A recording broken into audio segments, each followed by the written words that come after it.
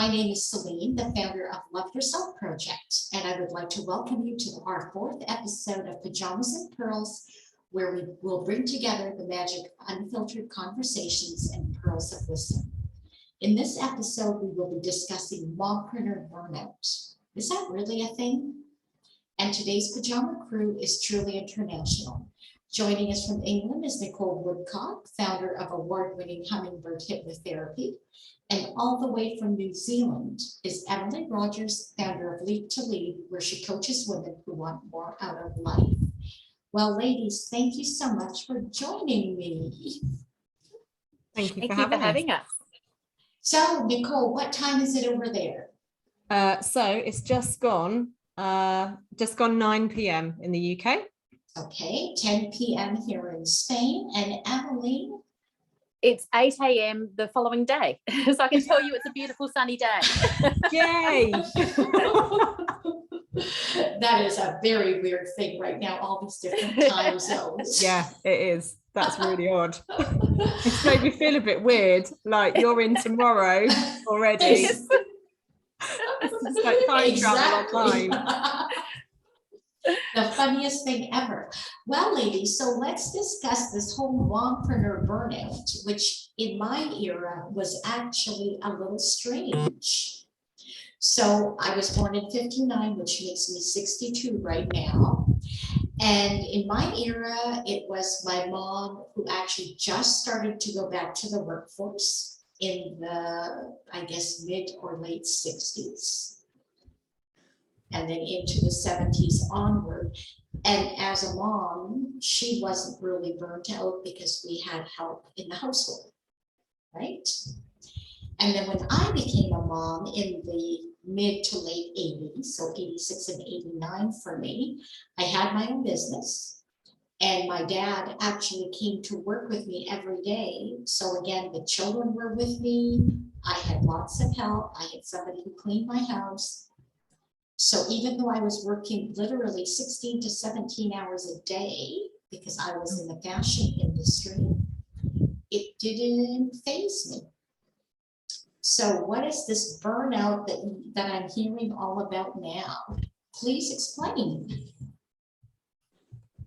I think personally, just from experience, for me, Mompreneur Burnout is the whole ethos of potentially trying to be everything all at the same time, and the ability to know that we've gone through this kind of generational phase where it's now okay, or has to be okay, for both partners to be at work to bring in an income, and then therefore managing not just an income but then the additional joys of parenting and children and all of that, on top of social media, which says you must be everything, you must do everything. And just from the work that I do in practice, you know, women are knackered and fatigued and tired because their ability to fulfill themselves with joyful things that they want to do is potentially just work, eat, sleep, repeat, work, eat, sleep, repeat, work, and managing a family all at the same time, and not actually rewarding themselves very well for it, or even thinking that they're doing a good job. And I know that not everybody would agree with that, but it is also a lot to do with mindset and the wonderful ability of saying no, of which we're all a bit crap at. So are you talking about like self-care, that's lacking a lot? I think it's, I don't think it's just self-care. I think it's that whole kind of, it's that ability to do it without guilt, without thinking, you know, I can't do this because what if they need me, or am I allowed to do this? And, you know, sort of that whole kind of, no one said you had to ask permission to take a day off, but I still find myself going, is it all right if I do this? You know, and no one's ever said, no, you can't do it. My husband's never said no to anything. He doesn't have a choice, but to be fair, bless him. But equally, I still have that feeling, that whole kind of, I should really be with them, or, you know, and I think sometimes for where I sit at the moment, generationally, I have this whole kind of, but you must be at home with the children. I work till 9 o'clock at night, and I have friends that are 10, 20, 30 years older than me. And some of them are really supportive, and some of them are like, why aren't you putting your kids to bed? So it's that whole kind of balance of lots of additional factors. It's not just individual ones, is it? It's all the other stuff and too. I would add to that, Nicole, you know, the generational difference, I think, is that today we're trying to do it with perfection. Yeah, everything we expect to deliver to a very high level of perfection, and we all know perfection is just not attainable, let alone trying to do it in your work, in your business, with the kids, with your spouse, for yourself. We're adding this extra layer to everything we're trying to do. And you say we experience guilt, but we're pivoting between guilt and doubt. yeah. Can I do it? Am I good enough? And then feeling guilty because we're trying to. And I think it's that spiral that continues. Unless you do, as you said, change your mindset, you will spiral into a burnout situation. But I think everything you said, Nicole, is absolutely true. But I think the generational difference is the pressure we put on ourselves to do it perfectly. Yeah. And does this have anything to do with aging parents and having that stress as well? I don't think aging parents particularly changes it generationally. I think everyone's had that situation, and before our generation, you know, aging parents lived with you as well. So I think that pressure was probably even more in past generations. I would wonder whether social media, I mean, I've become a spouse and a mother with the presence of social media, and maybe that is a large part of it, because we're seeing each other's lives play out, but we only post the good stuff. And that sets a huge expectation. At the same time, in the business world, you know, you've got the Lean In book, which is now, is that true? Is it not true? You've got the Me Too movement. You've got all these feminist pressures coming on us that we should be doing more with our businesses, doing more with our work. But again, with an expectation of doing it to a level of perfection, which I think it's that guilt, doubt, and trying to do it perfectly all the time that's creating that burnout. Yeah, I agree constantly. Social media, all I see is it's perfection the whole time. It's just the mum that does it all and you strive to do it all, you strive to be perfect. It's just unattainable. You can't do it. And that it's very often I can go to bed every night and I don't think of, wow, look what I did today. I actually go to bed and go, oh damn, I didn't do that. Oh no, I forgot to message her. And you just feel you're just not doing it all. And definitely social media, I find, has a very big that's a real big reason, I find anyway, out there, but probably causing a lot of burnout in a lot of people. Even when you think, I mean, we've got a dog since we moved to New Zealand, and I walk her every day. The amount of people I see on their phone while they're walking, it's like, for goodness sakes, take a load off, just walk and enjoy it. You know, we're adding that pressure to ourselves because we can't put that down either. I think I don't know about you guys, but you know, my wedding photos were the first thing I posted on Facebook because it just became available. Like, you know, I became a spouse and a parent in the world of social media, and I think it has a lot to answer for. Yeah, I think it's that whole kind of I know, just from a personal perspective, like if I feel awkward or I'm not in a good situation, I pick up my phone. If I'm in a good situation, I pick up my phone. If I'm in an okay situation, guess what? I pick up my phone. And there's been times where I've even dared myself, which is ridiculous. I've dared myself to do the school run without my phone. I don't freaking need it. It's like a 7-minute walk to school and back. Nothing's going to happen. You know, there's not going to be any emergency call. There's not going to be an email that someone needs to come and see me like now. But I when I had really, really horrific anxiety, it was almost like it had burned a hole in my hand. I felt like I couldn't be away from it, and learning to live away from it has actually become quite a nice thing to do. My husband and I, before COVID, we took the kids to Greece, and he said to me, the first 4 days I locked my phone away in the safe and only took it out to take pictures. And he said, those first 4 days are the first time I've actually seen you for you in I don't know how long. And I took my phone back out again, and he sat there and he went, and just like that, you've changed. You know, Yeah. and I didn't feel any different. I didn't think I was showing up any differently, but he had seen this whole kind of, you know, I went from being quite chilled and relaxed on holiday back to, oh my God, you know, straight away, what am I missing? What's happening in the world? What am I not replying to? What am I not responded to? That whole check. And then your brain just becomes a constant notification, isn't it? It's always checking everything. And one of the questions I ask my clients is, do you check things? And they all go, no. And I'll say, what about your phone? And then they go, oh yeah, I check that all the time. But it's now normal. It's normal. Yeah.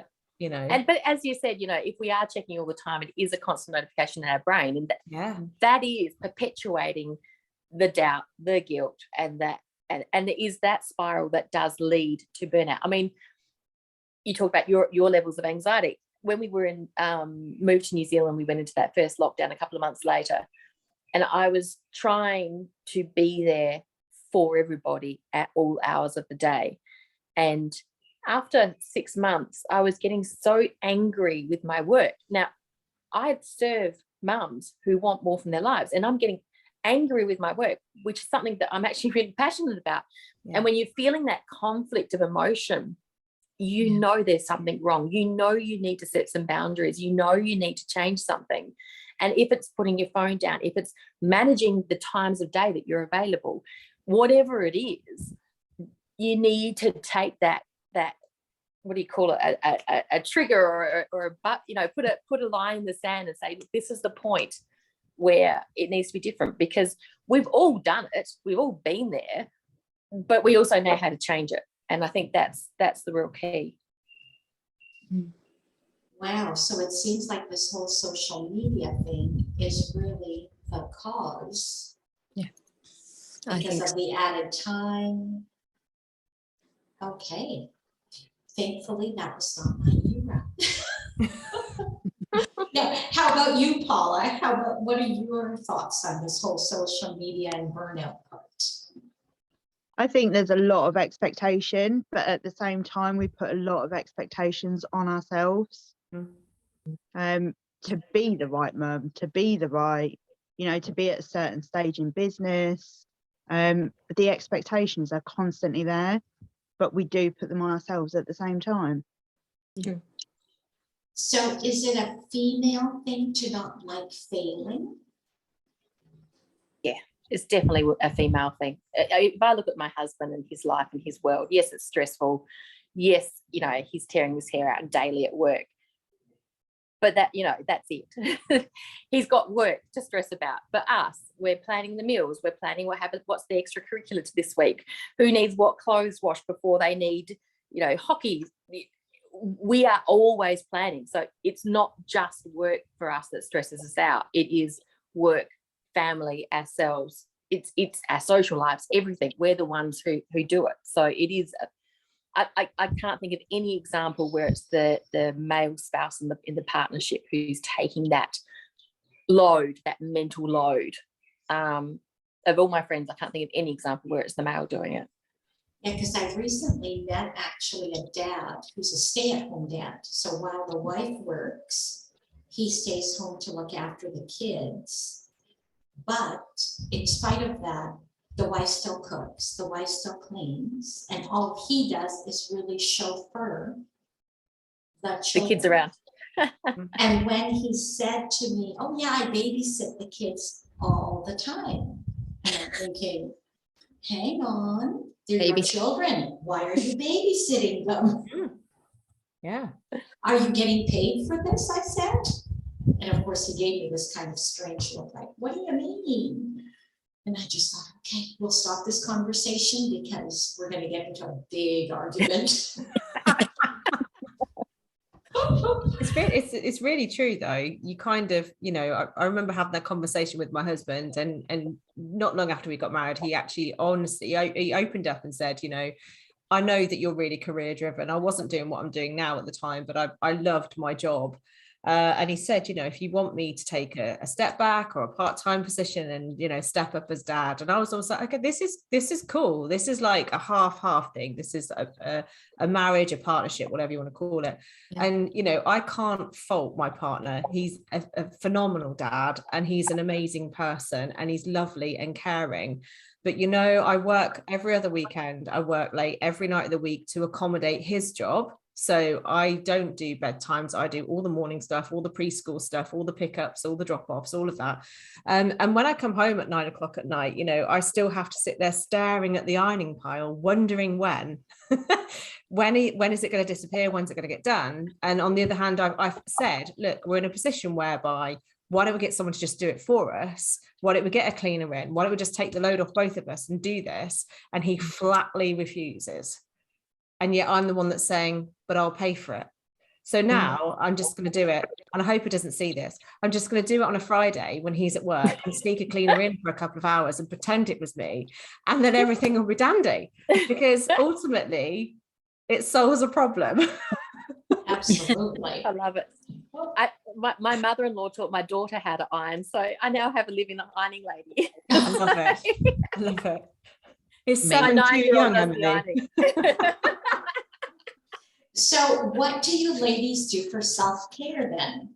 Because if you have such busy lives, do you take the time to even, you know, really wash your face well, take all the makeup off from the day, have a relaxing bath, go to the spa, get your nails done? What do you guys do? Well, I can't say that I don't do all of that, because my self-care is part of my business. So like getting my hair done, it's got to be done, because, you know, if I didn't have pink hair, people would think there was something seriously wrong with me. Exactly. I have my nails done every 3 or 4 weeks. It's just part and parcel of me. And I guess in some respects that is my self-care. And I'm not, I'll admit it, I've had a few days off last week with half term here, and I'm not a nice person when I'm not at work.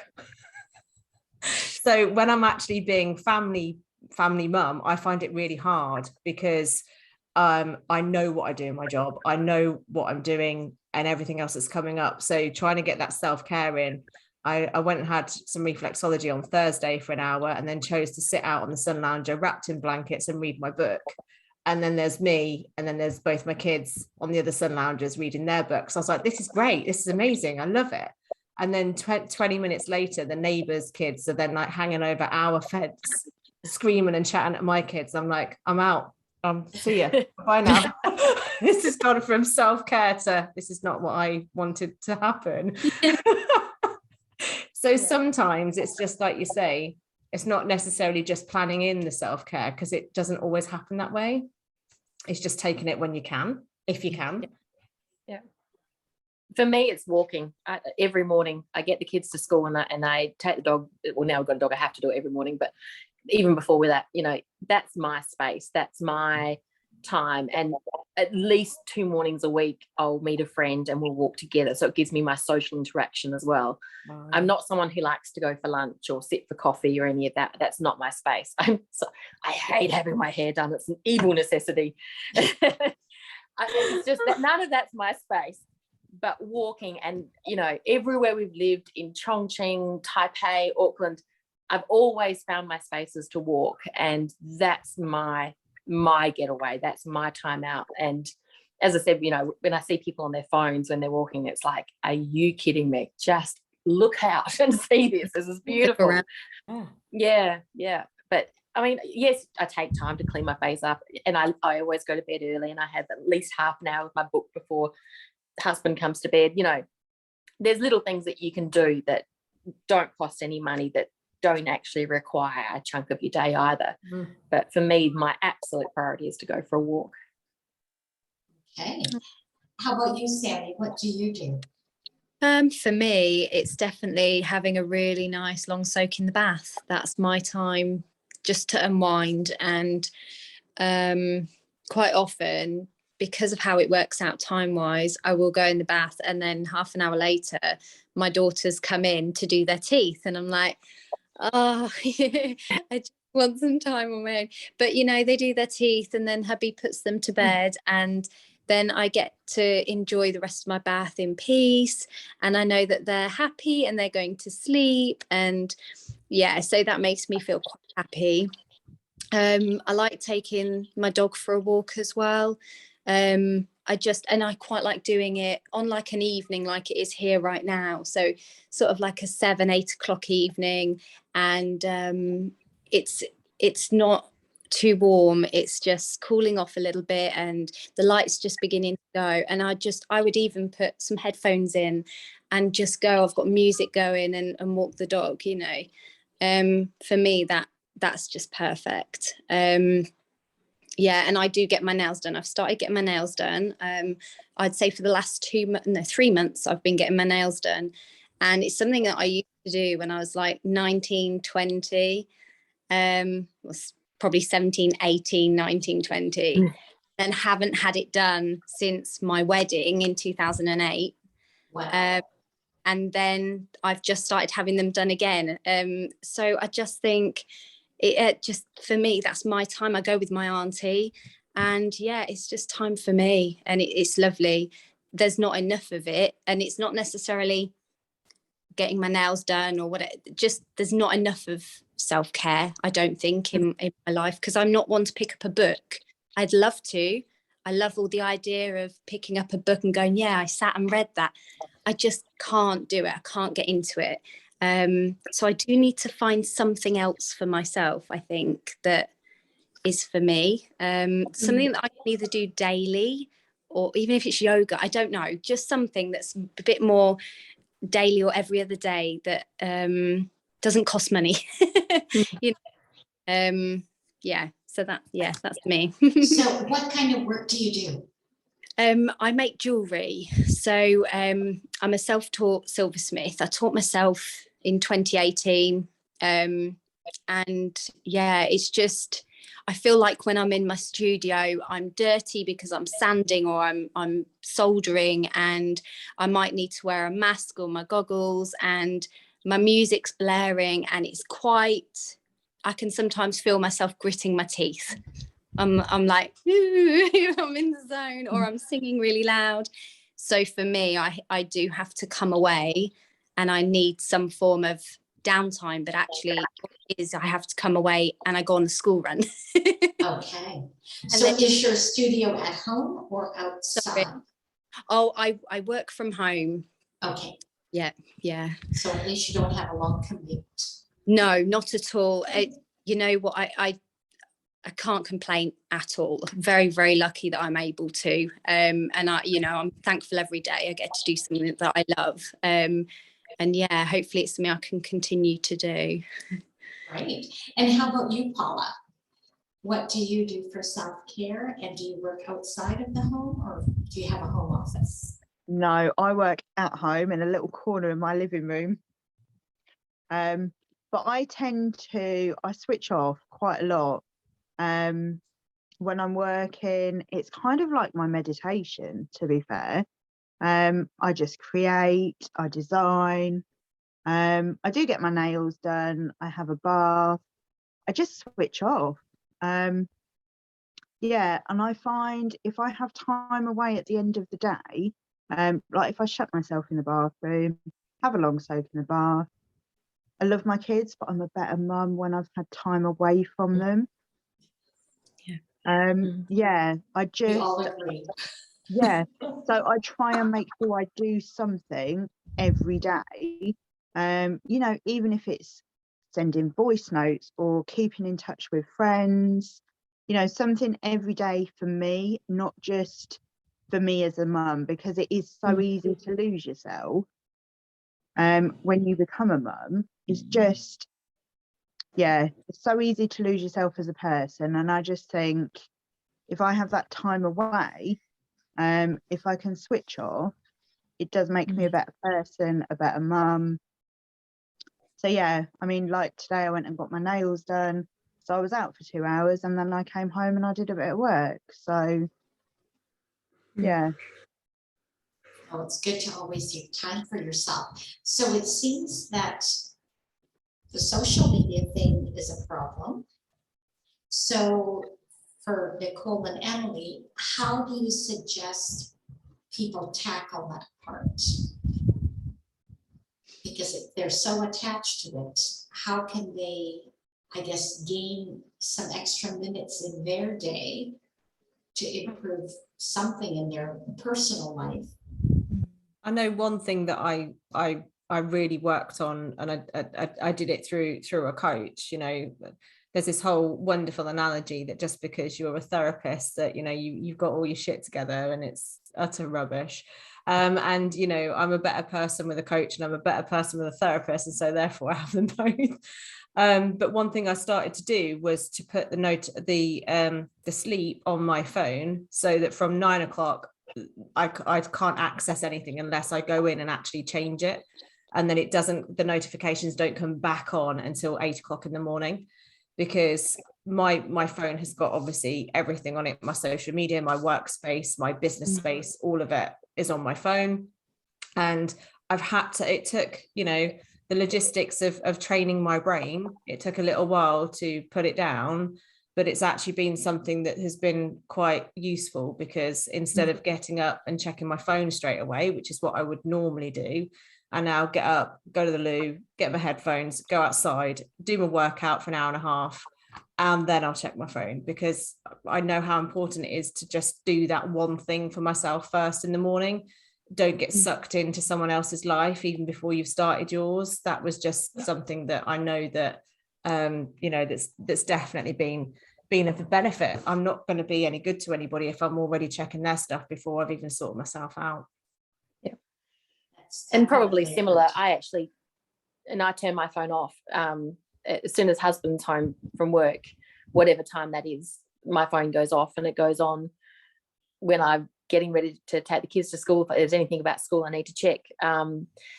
If anyone needs me in an emergency, they know to call my husband. He's a hotelier. His phone can't go off. So, I think the way that we know, we've all seen the documentaries. We know social media is designed with algorithms to keep us engaged, and they do it deliberately to get you re-engaged if you start to switch off. So you're not a bad person if you are using social media a lot. And I think that's really important that everyone understands that. Yeah.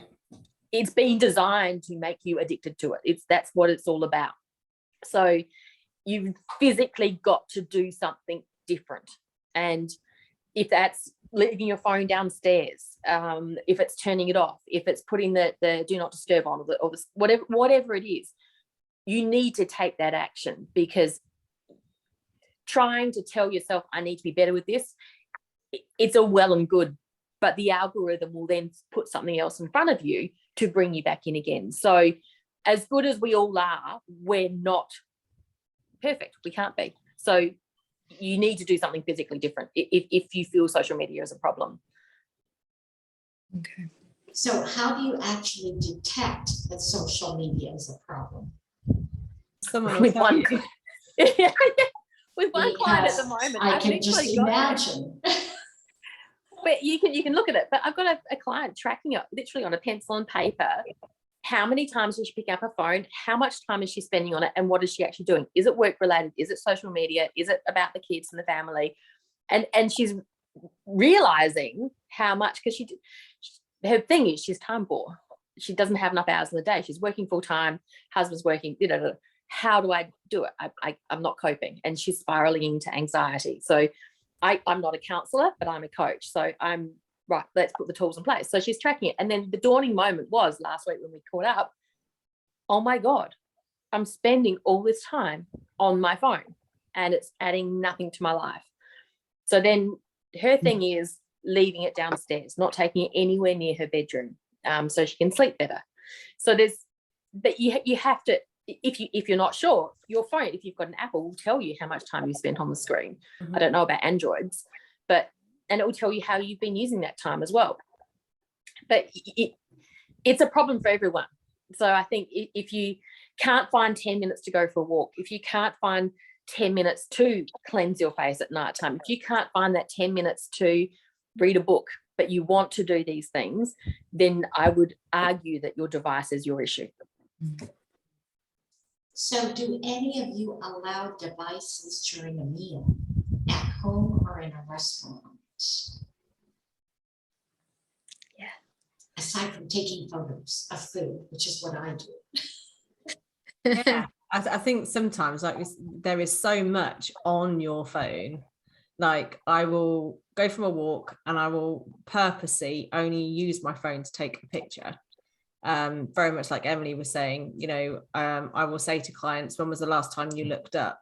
And they'll be like, I don't know what you mean. I said, well, if you're spending all your life with your head like that, you're gonna have a bad neck by the time you're 50, and you've not seen anything because you've just been looking at your phone in the pavement. So it's having that kind of, it's being able to have that amount of intellectual control to say, today I'm only going to do this on my phone, and being able to do it. We know that cortisol and stress will change that. We know that if we're worried about something, that will change it, and ultimately that will then make us check. So when we make that conscious effort, when we make that conscious choice to change something, we've got to be in a good place to change it, because our habits get worse as our mindset gets worse. And so having that ability to even just have a tiny change, no matter how small it will be, that's going to support you to repeat it, it has to be accessible. The brain has to say, come on in, yes, I'll accept you, I'm happy for you to do that, without it going, oh, hang on a minute, you said you needed to check that, didn't you? And then going, okay, I'll go check it. So I think, you know, like specifically having and making that option to choose to not to use your phone in certain situations, I think is a really good idea, because people then have to sit with the discomfort of not being allowed on their phone, and then learn through discomfort in some ways that actually right now I'm going to have a conversation with friends, and I'm going to learn to sit in the discomfort that is a conversation, until I suddenly go, gosh, it's just a chat, what am I on about? And then I'll pick up my phone later. But I think it's important, because we all need interaction. We need interaction more than we've ever needed interaction before, especially post-COVID, and it needs to be positive, and it needs to be something that we are fully involved in, not something that sits with us just check all the time. Yeah. So as a mom, if you are taking time away from your mobile device yourself, do all of your children have cell phones or tablets? Both my kids have a tablet, and they have an hour tops. So they have 30 minutes in the morning, and they have 30 minutes after school, and then they're off, on charge, done. You got to go play, read, get outside, trampoline, whatever. Just because I've seen the addictions in my office. You know, kids are, you know, still learning, and their brain is getting dopamine feedback from devices, and then you take the device away and you're going to get a kick off because the dopamine stopped. And you know, it's supporting them to understand that it takes an hour and a half for our brain to go back to normal after being on a device. I mean, that's even before we choose to go to sleep or wash a face or anything else. So I'm very aware that my little people get an hour split into 30 minutes in the day, and on the weekend we have a whole day without them. So and similar, we've got tween girls, they're now 10 and 12, and you know, they don't have, they've got a device for school, so they have to use it for homework, but they don't, that goes, we have a trunk by the front door that goes in the trunk when homework's finished. There's no time on devices outside of that. But quite conscious, you said about at mealtime, I'm quite conscious of role modeling now how we should be doing meal times. And a couple of things I've done. There's a thing called Convolation. It's an American guy, John Schwind, who's worked with a school to set up this thing, and it works through kids and parents understanding the damage that devices are doing. It's a series of workshops. I interviewed him on my podcast a year ago, and we'd worked through a sample of that. And then just this last month, the girls were asking about it again. You know, we had such good conversations, you know, could we do that again? I said, look, let me see what else is out there. So I found this other book, 50 questions to ask your teens, and she says teens starts from 9.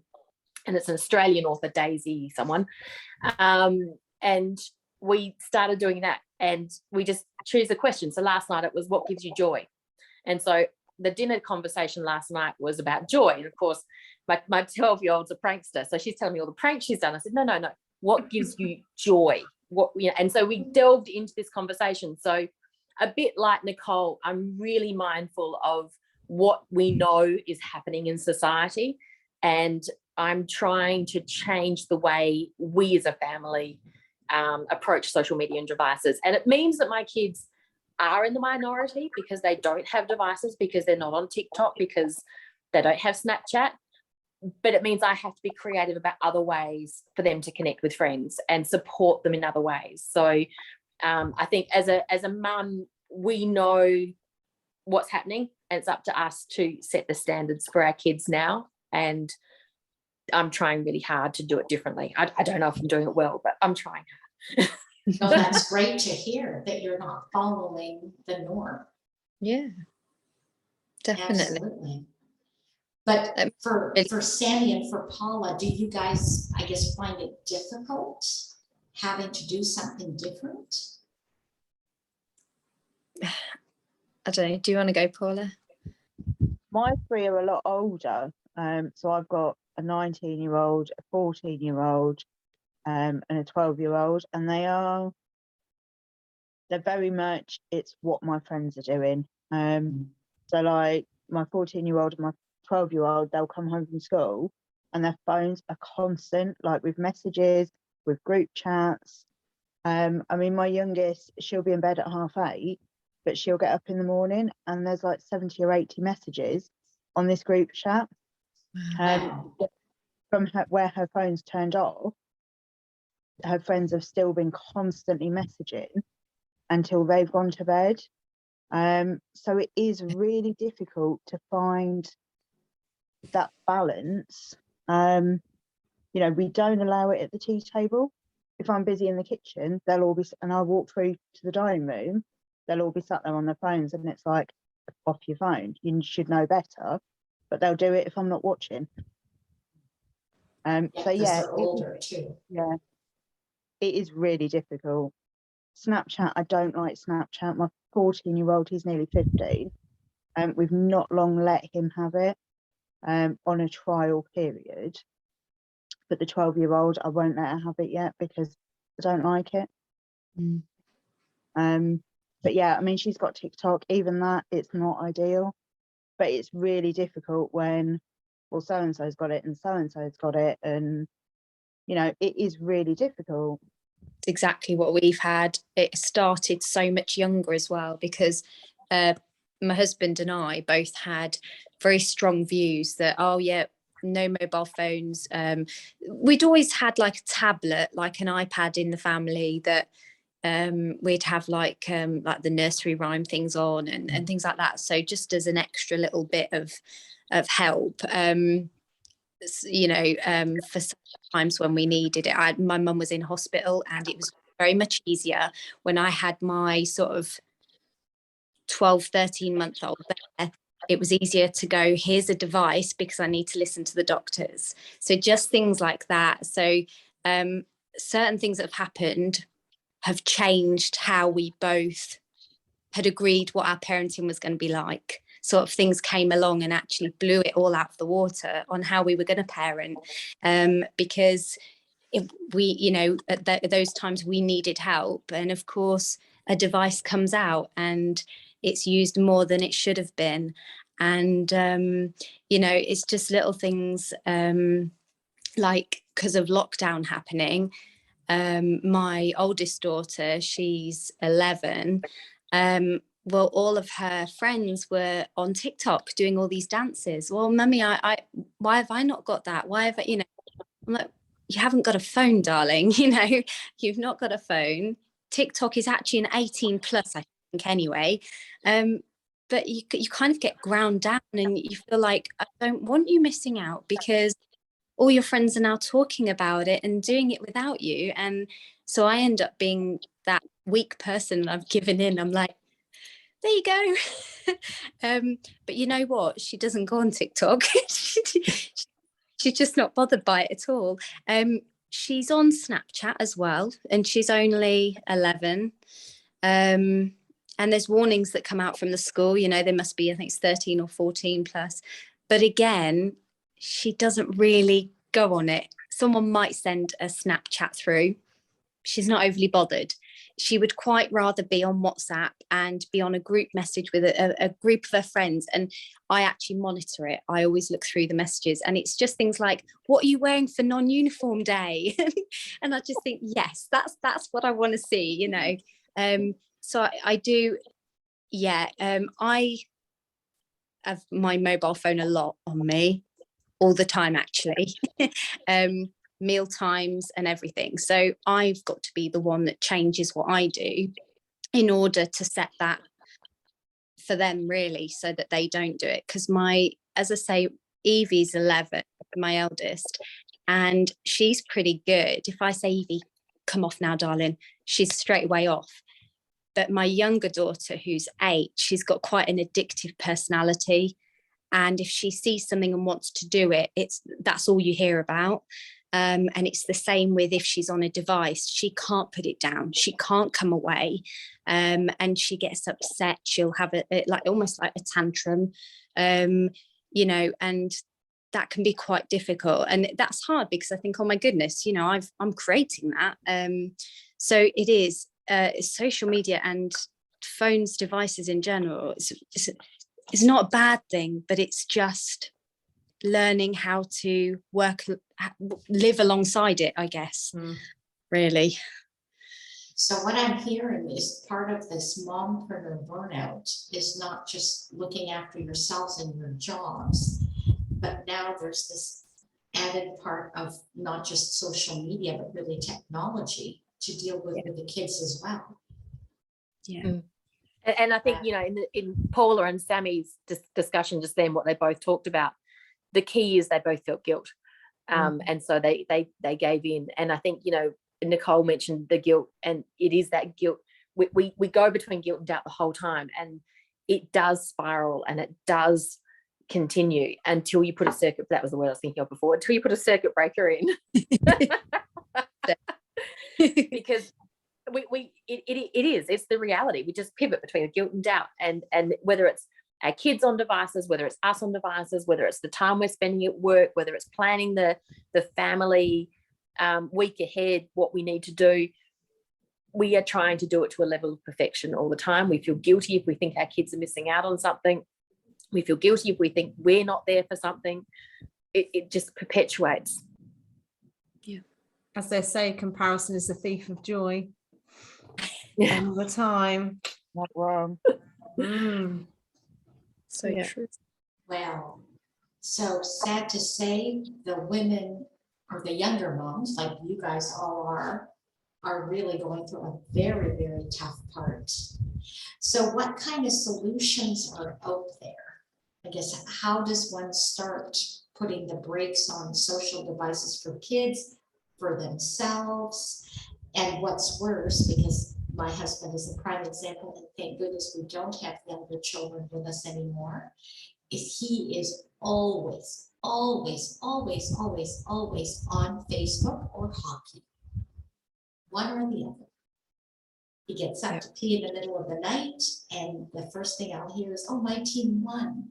I was sound asleep, but now I'm awake because of some hockey thing. Wow. Yeah. Yeah. Because of course, you know, from Canada, so he's looking at the team's Canadian time. Yeah. Wow. Yeah. So yeah. I think sometimes it's just it's being self-aware, isn't it? You know, and that comes with lots of different things. You know, if you hear you know, if you hear someone trying out something new, or you know, there's a conversation that, oh, you know, did you know that this new game's come up and blah blah blah, and it's this, that and the other, and it's like, okay, actually I need to be mindful of the fact that I don't want my kids on that game, and so therefore I'm not going to let them download it. I'm going to have a chat with my husband about, this is a game we don't download at the moment because these are the responses from it, and all of that sort of stuff. But also kind of having that conversation with my children too, because I I, like many parents, and I think post-COVID, I'm probably underlyingly more worried about the fact that they're going to be behind, especially my youngest, with everything anyway. And so additional tech time is not something I want to promote in my family, because I want to be reading, I want her to be reading at bedtime, I want her to see me reading when I'm home. I don't want her or my son seeing me stuck in Netflix, which is, you know, we all know you get swallowed up in that, don't get me wrong, you know, it's like, new series, let's binge watch it, let's not live life and do whatever else, let's just go into someone else's space for 3 hours and lose it. And self-awareness, probably more than anything, has to be something that we choose to look for. You know, I'm a ask my clients, what would you do differently if you were feeling happier, if you were feeling more relaxed, if you're feeling confident, what would change? Because then that gives them the power to say, I would do this differently. Because we all know, if someone says do this, we all go, no, you're all right. And then we might go, oh, okay, maybe I'll think about it next month. We've got to be the ones that choose to do it. We've got to be the ones that take the step forward. And sometimes that's, again, additional pressure, something else I've got to do, something else to put on the list. So it's finding that balance, isn't it? Being aware and finding a balance of what can you change to make things a bit easier, not just for you, but for the family, the kids, and everything else, without it impacting too greatly or too negatively on anything. Yeah. So And I think, summer, so with summer coming up, then there's more chance for outdoor activities because the kids are on holidays, right? Or coming up on holidays.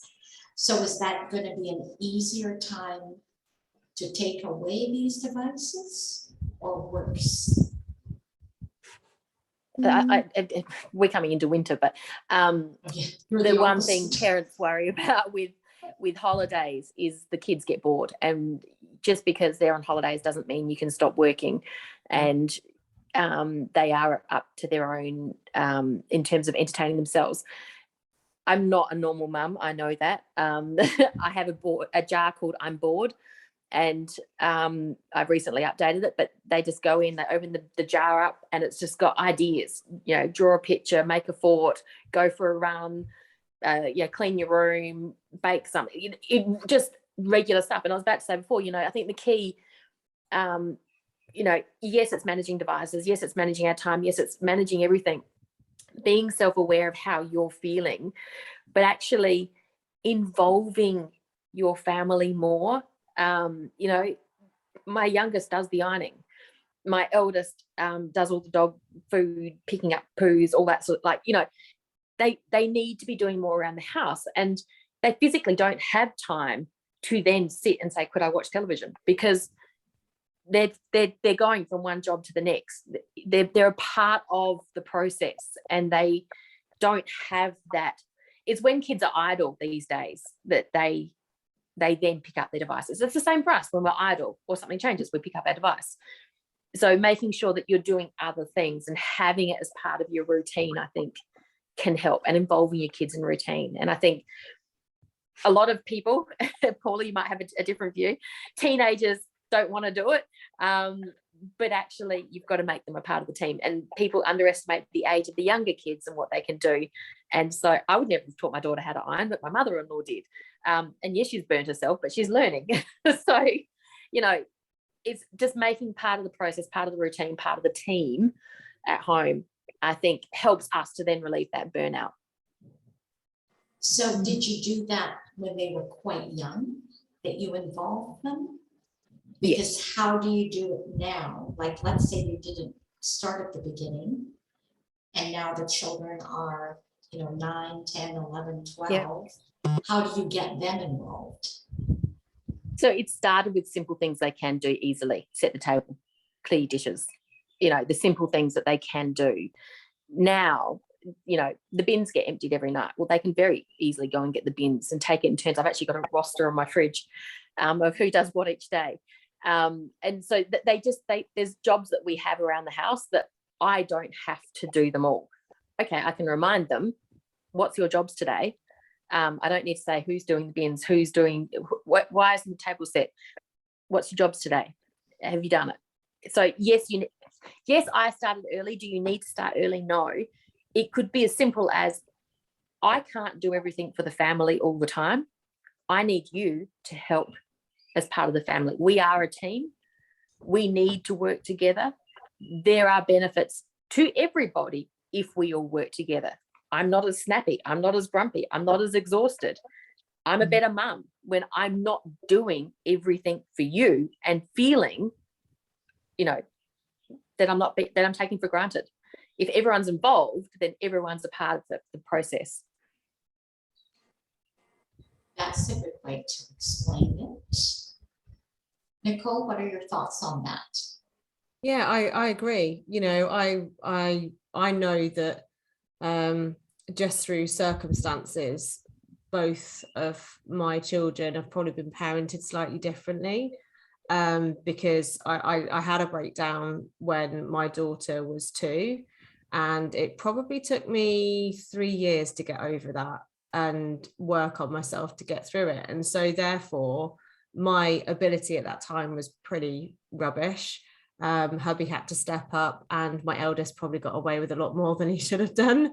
But now I know that, like, it is that whole kind of, you know, you've got to work with me. You expect this stuff, these things, this, you know, the shopping and the clothes and the days out and whatever, but you need to help me to do stuff so that then we can all go and enjoy that thing, rather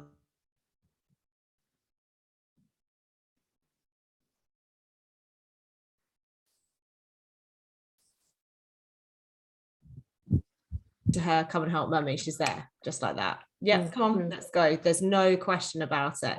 Whereas my eldest, who's 10, nearly 11, you know, proper grunting, dragging his knuckles along the floor and all of it. And yeah, I have to kind of manage how I need to parent them as different little humans, because one needs a definite reward, as in, here's your gold star, well done babe, thanks, whereas the other one is like, yeah, of course I'll help my mum, let's go. So, you know, I totally agree with what Emily said, you know, involving your kids, but involving them as little independents, you know, knowing how are they going to get their feedback, how are they going to get their fix through helping and being involving in the family, and knowing that it's probably going to be very different for both of them. Yeah. So for Paula's older children, I guess it's just really saying, hey, you know what, mom really needs help. Oh yeah, definitely. The thing is as well, like Nicole's just said, they're all so different. So my second, my middle one, he needs a lot of praise. He works really well with a lot of praise, whereas the eldest, not so much. If I say to him, can you just go do this? Yeah, he'll do it. Sometimes in his own time, not necessarily right there and then. But yeah, the middle one, he does need a lot of praise, and he will thrive under that praise. But they're all so different. But I do remember Nicole saying a couple of years ago, maybe a year or so, I don't know, you know, in regards to social media, when you pick up your phone, do what you need to do and come off, because it is so easy to get caught in a scroll hole. Yeah. You know, you can, and I don't tend to sit and scroll anymore, because I will pick my phone up, I'll do what I need to do, and then I'll put it down. I can't sit there and scroll quite so much as I used to do. And I do think that does benefit with the kids, because they see me doing that. And I do think at times they are the same as well. You know, they will put the phone down, not necessarily all the time, but I do think they do benefit seeing that as well. Because I can imagine one of the toughest things is, you know, going to a restaurant, sitting with your family, and then everybody is on their device. Because I've seen definitely a lot of that. And it just pains me, because, you know, even with just couples who are out for a nice dinner, And they're not even talking to each other. They're on their phones. And I'm thinking, why did they bother going out? They could have just done this at home. Mm. True. There's I can't remember who it is, but there's somebody that I was following that was just talking about the fact that we've lost the art of conversation because we are stuck in the world of screen time, and conversation is now awkward or can feel awkward. And instead of leaning into the awkwardness and just saying it'll pass, we then disrupt it with picking up a phone. And, you know, we forget that silence isn't supposed to be uncomfortable. It can be, but we are allowed to sit in silence. We don't have to talk. We can sit and enjoy company. We can sit and enjoy being with people around us without having to fill every second of every day. And I think sometimes that's what happens. The whole kind of, I must be doing something all of the time. We are losing our ability to actually just sit and be and talk and enjoy the silence and slow it down and just sit and appreciate what we have. I mean, I know just from how I think about things, I will be in the best situation in my life and I'll be thinking about something else. And I try so hard to go, focus on where you are now. Be in the now, Nicole. Be in that. What's the now feel like? Pay attention. Who you're seeing, where you're sat. You're doing all my little five senses things and everything. And then my head will still go, yeah, you got work on Monday. And it's Friday and I've not even done the weekend yet. And I think we've kind of we're kind of mastering the art of running ahead. You know, the older you get, the quicker time goes. Summer's here, then it'll be Christmas, and then someone's telling you the next thing and the next thing, instead of just saying, actually, you know, just take today. What happened today? What was good about it? What did you like about it? What did your kids do that was good about it? What did your husband do that was good about it?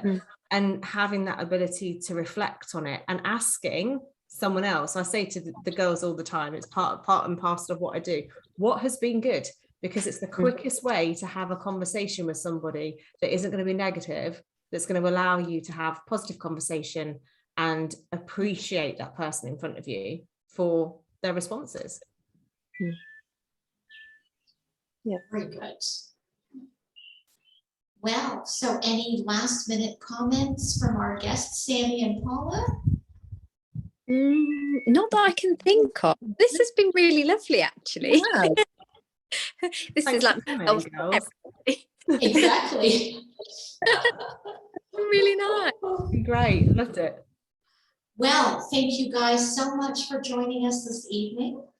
Thank This you. will be, it's recorded, as you know, so it'll be posted online for others who missed it today. And of course, get in touch with both Emily and Nicole through our website when they need some questions answered.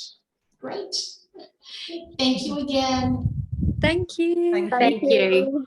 So good morning to Emily and good night to the rest of you. Thanks, everyone. It was great to meet you all. Good night. Bye-bye. Bye. Bye.